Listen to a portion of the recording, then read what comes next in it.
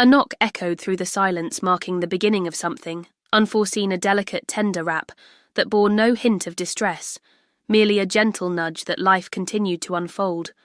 Beyond the serene confines of my home, I strolled to the door in my robe, my hair still moist from the lackluster shower I'd endured that morning. As I swung the door open, my mind conjured images of the mailman, or perhaps a familiar neighbour standing on the threshold. Yet it was Liam, the son of my closest companion. Sein lofty, somewhat dampened by the sweltering embrace of summer. He donned a white tank top that embraced his chest and accentuated his arms perfectly. His tousled curls framed his face, and his grin held a youthful charm. "Hello, Miss Clara," he said, raising a small box in his hands.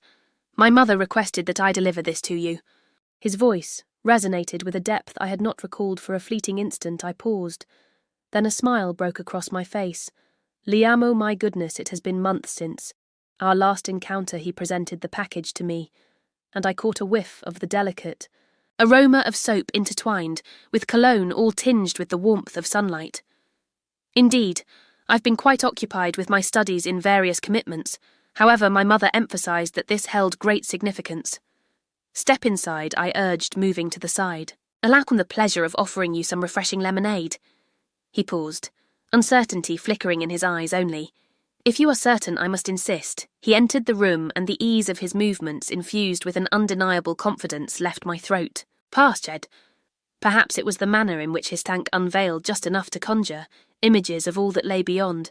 Perhaps I'd simply been adrift in solitude for far too long. I filled 2 glasses and offered him one for a fleeting moment. Our fingers, grazed against each other, had gazed at me with his deep brown eyes, a smile playing on his lips. "Your appearance is truly impressive, I must say." I chuckled, perhaps a bit too hastily. "This aged robe protests, no. Seriously," he said, taking a sip. "You still possess that spark." The words lingered in the air, between us, ethereal and elusive, much like wisps of smoke, perilous sugary haze. We found ourselves in the living room. I folded my legs, a sudden awareness washing over me as I noticed the looseness of my robe. Liam's gaze darted, if only for a fleeting moment, to my exposed thigh, before he averted his eyes with a semblance of decorum. I cleared my throat. "How is school treating you these days?" "Uninteresting," he remarked with a smile. "I would prefer to engage in a hands-on activity." I took a deep breath. The atmosphere shifted. Perhaps it was merely a figment of my imagination. Perhaps it was merely my own wild musings. Yet I sensed it. I savoured another sip of lemonade, making an effort to maintain a cheerful tone. "It seems you have quite the knack for handling tools, don't you indeed?" he remarked, occasionally. "I lend a hand to my uncle, with various plumbing tasks in." An instant a notion crept into my consciousness, seemingly pure on the surface, yet tinged with a shadowy undertone. "Beneath my shower has been behaving oddly," I remarked. "Minimal pressure cold water is something I truly despise. Would you mind taking a moment to examine this?" He straightened his posture at this moment. "Should you find yourself with time to spare?" He flashed. "Agrin, guide the path forward." I escorted him to the bathroom with each step. My robe swayed, and I made no effort to adjust it. He sank to his knees beside the tub, deftly twisting knobs and inspecting the pipes with a careful eye. I lingered in the shadows, observing the way the muscles in his back rippled beneath the delicate fabric of his tank top. "There's a leak down here," he remarked, extending his hand deeper into the shadows. "It is likely that a washer requires replacement." "Is it possible to repair it?" "Indeed, it seems a trip to the hardware store may be in order." I nestled beside him, drawing nearer than was necessary. Our shoulders brushed against each other. His breath seemed to hang in the air for a fleeting moment. He gazed at me, and this time he held my gaze. Our faces hovered in proximity. Excessively silent, his gaze lingered on my lips before drifting down the soft cascade of my robe. I ought to have distanced myself. I ought to have spoken up. However, I did not. He did not either. The quiet conveyed our unspoken thoughts. "Thank you, Liam," I murmured softly. "What is the purpose?" His voice was a whisper cloaked in mystery for rekindling emotions within me. Once more he remained silent, has simply gazed at me. In that instant, I realized everything had shifted. That night I reclined in bed, my fingers brushing against my lips, as if they still held the imprint of his kiss. He had not at this moment yet. I longed for him too. I ought not to have. He was the son of my closest friend, youthful, strikingly attractive. Inquisitive yet, desire knows no boundaries, and I had just unlatched the portal to an experience I could never shut again. The following morning, Liam occupied my thoughts incessantly. Those eyes of his, those hands of his, the way he gazed at me suggested I was more than merely a mother, more than just an aging widow. Draped in a silk robe, I stood before them, Ira gently brushing my hair. The fabric of my robe cinched a touch more snugly today, yet I observed the way my skin radiated as if it held on to the memory of his warmth, despite the fact that he had never laid a hand on me. A knock at the door echoed once more. My heart leaped. Could it have been him? I opened it, and indeed, there he stood, Liam, yet on this occasion he was not clad in a tank top. He donned a fitted black shirt that accentuated his chest with jeans that draped perfectly in his grasp. He clutched a small, unassuming brown bag, lifted the bag and declared that he'd brought the washer I plan to complete the repairs on your shower. I released a soft chuckle masking therapid thrum of my heart beneath the surface. Your kindness knows no bounds. He entered once more, as if he had always been meant to be here. I observed his movements at ease and self-assured, exuding a subtle power. We made our way to the bathroom once more. The fabric of my robe glided softly against my thighs. His eyes caught sight but chose not to dwell. He sank to his knees beside the tub, unzipped the bag and began his task. With focused intent, I perched on the rim of the tub, observing him intently. I made a conscious effort to avert my gaze. Yet I stumbled. You keep looking at me, he said, his gaze fixed elsewhere. A smile graced my lips. Your appearance is quite pleasing.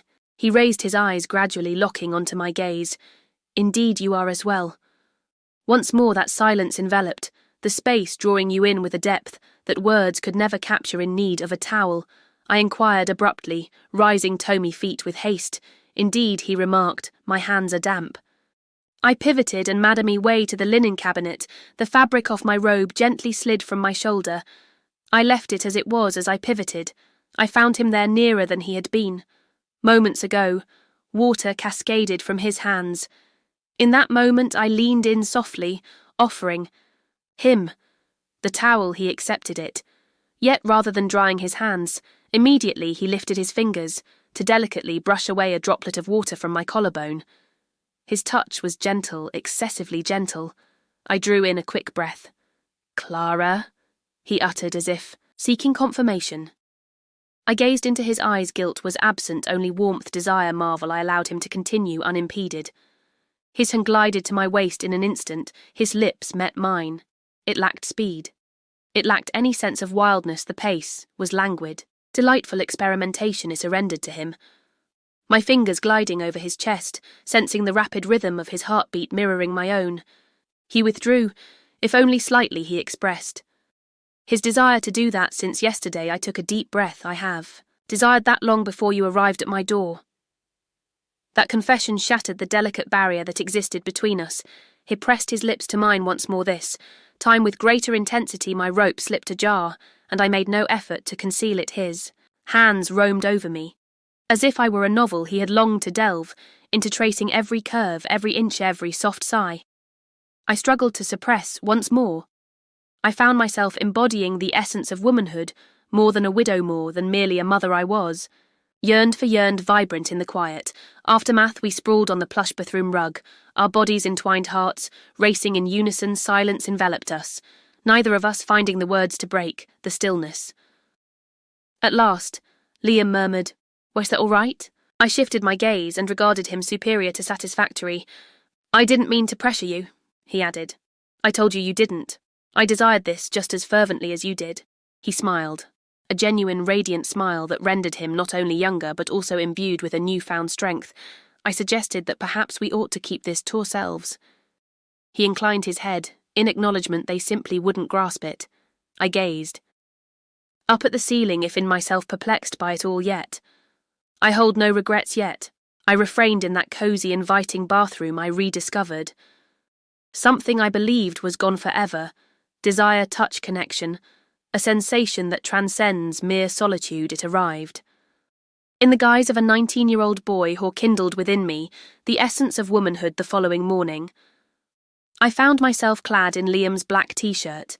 It carried his scent, fresh, youthful, and brimming with playful intrigue. He departed after our encounter, in the bathroom, a nervous smile playing on his lips and his cheeks tinged with colour. Just before he crossed the threshold, he drew me in for one final kiss. "Take your time this time around," extended Asif. He longed to etch the memory of my flavour in his mind as I stepped barefoot into my kitchen. His shirt draping mid-thigh, the lingering warmth of his hands enveloped me. The tingling persisted, refusing to fade into the background. It filled my mug with steaming coffee, settled at the counter and gazed. Out the window, the sun hung high in the sky. The melodic chirping of birds filled the air, yet within me a tempest had begun to brew.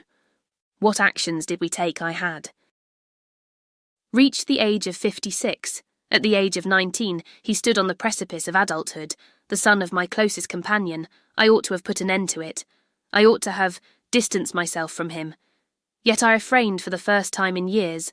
I felt the warmth of a touch truly moved, more than mere contact. It's a connection of souls. He brought me into focus at the stroke of noon. My phone vibrated with a sudden buzz, a piece of writing. Liam. Would it be all right if I swung by later? I gazed at the message, allowing it to linger in my thoughts for a brief moment. My thumbs lingered above the keyboard, poised for action. I responded in the affirmative. Indeed, the door swung wide. My heart raced the instant I pressed send at 2 p.m. He reappeared in my doorway, a bag of groceries in hand. He stepped inside and declared, "I thought I'd whip up something special for you. Today, are you cooking now?" I inquired, arching an eyebrow. He grinned. "Not quite. Well, yet I make an effort." I departed, guiding him toward the kitchen.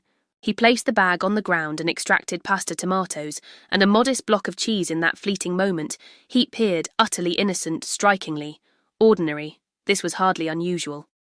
This was our usual routine as he brought the water to a rolling boil for the pasta.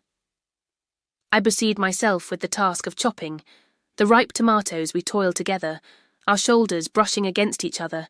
From time to time, at times our fingers brushed against one another as we both reached for the same spoon. Fleeting glimmers, innocuous yet undeniably alluring. "Clara," he inquired softly. "What's that? Did I overstep my bounds yesterday?" I hesitated. My gaze fell upon him. What I witnessed was beyond the mere infatuation of a young boy. A man stood before me, brimming with questions and an insatiable curiosity, and perhaps something more profound. "No," he murmured gently, "you have not crossed anything." We both ventured into something together. He inclined his head in acknowledgement, yet the stillness that ensued revealed his lingering uncertainty. "I understand that it's not typical," he remarked. "You have aged. You're simply yourself. What am I exquisite, intelligent, beyond my reach?" I blinked. Then a smile graced their lips. "You possess a delightful charm." He gazed at me as if there were unspoken words lingering on his lips. Yet he advanced, nearer, his fingers extended, brushing softly against my cheek. "May I kiss you once more?" he inquired, his voice barely rising above a whisper. I inclined my head in agreement, and in that fleeting moment our lips found each other once, more gentler this time, more unhurried exercise, greater caution.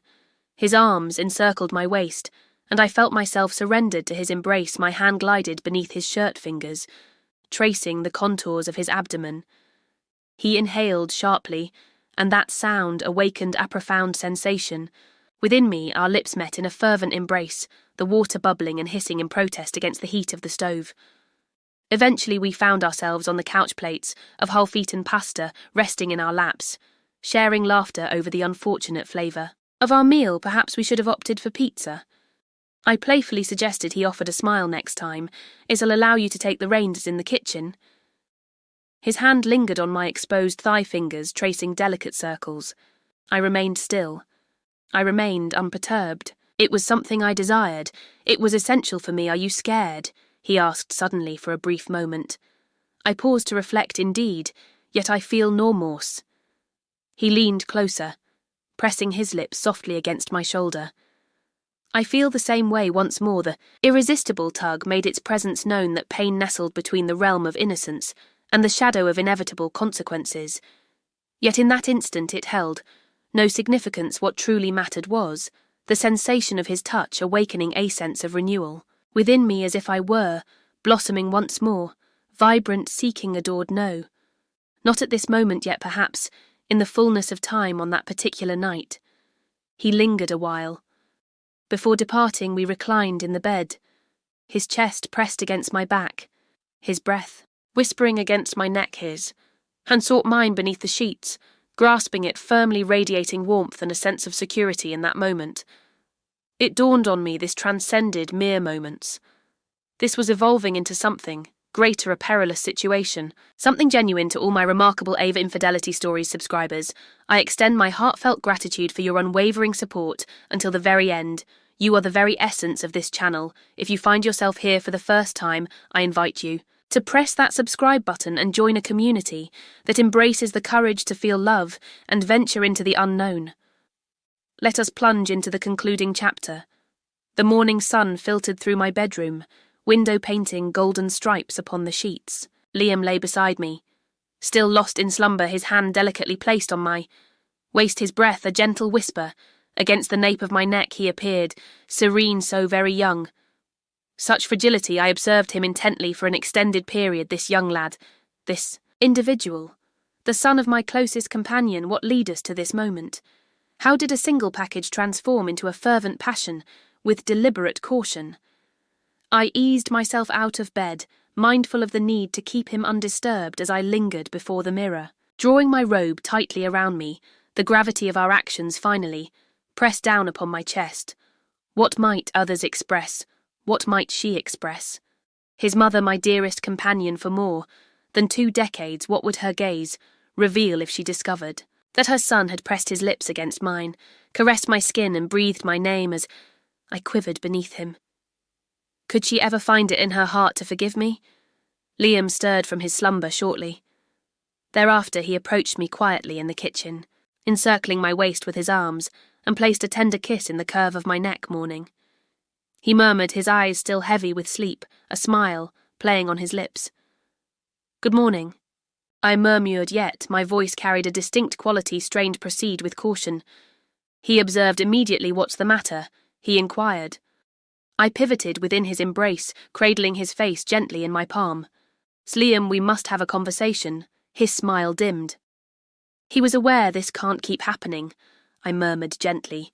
We ventured beyond a boundary, and I find no remorse in that decision. Yet it is intricate, excessively intricate here. Mained silent, he gazed into my eyes, as if seeking something to grasp tightly. You're 19, I remarked, and I am myself. You're not merely anything, he said swiftly. You have occupied my thoughts ever since I first stepped into your home. His words tugged at my heartstrings, yet the clamour of my fear drowned out all else. What would happen if your mother discovers the truth? I murmured. What if this destroys it all? He advanced with measured intent, his hands softly clasped around my hips. In that case we shall exercise caution.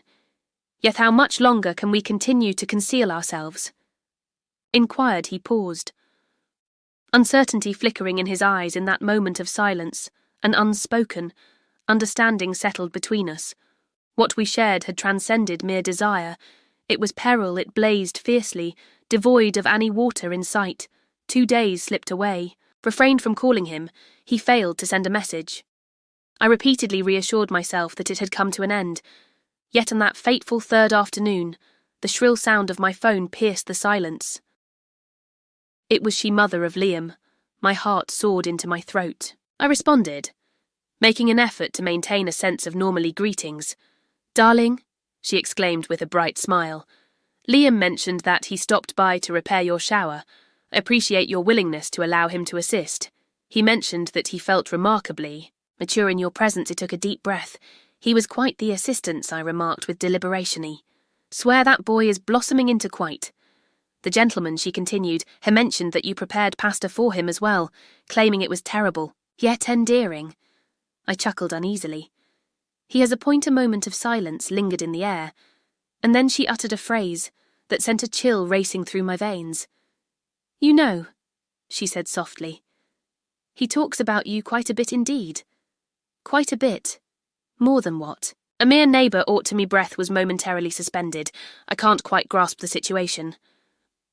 Clarechet continued, "But you mean the world tome like family. I place my trust in you, a knot of guilt coiled tightly within me. Faith, that was the word that shattered my resolve that evening. I sent a message. To Liam, it is imperative that we cease our actions. His response came with remarkable swiftness. What is the reason behind this? Your mother is beginning to have her doubts. This cannot continue. Amament. Of stillness hung in the air then. He conveyed, "But I love you." My fingers stiffened against the cold surface of the screen affection. My eyes brimmed with tears. That word had not graced my ears in years. Yet I was acutely aware of the path I needed to take, then love me enough to release this. I responded prior to its annihilation of all that exists. His last words arrived. "You will forever be the first woman who awakened my spirit." It has been ages since I last laid eyes on Liam, not since that fateful night. At times I find myself lingering by the window, anticipating a knock that remains elusive, but I recall the way Heck caressed me, the way he kissed me as if I were significant in that fleeting moment. I transcended the identity of a widow grappling with a malfunctioning shower. I became a woman awakening to the sensation of being desired once more. At times love arrives, not wrapped in the promise of eternity at times. It's merely a fleeting instant.